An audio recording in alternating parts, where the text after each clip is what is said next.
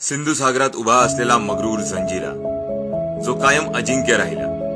राजपुरीच्या सुरक्षेकरता सर्वात प्रथम कोळ्यांचे राजे रामराव पाटील यांनी या बेटावर मेढेकोट उभारला आणि सागरी शत्रूला जरब घातली.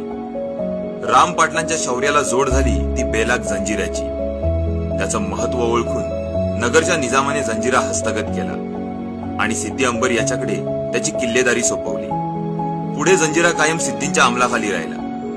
तत्कालीन कोणत्याही राजशक्तीला जंजिरा जिंकता आला नाही. शिवकालात सिद्धीच्या जाचापासून वाचण्यासाठी छत्रपती शिवाजी महाराजांनी राजपुरीला स्वराज्यापासून पूर्णतः वेगळं केलं आणि पुढे छत्रपती संभाजी महाराजांनी राजपुरीच्या उरावर पद्मदुर्ग उभारून सिद्धींच्या कारवायाला लगाम घातली.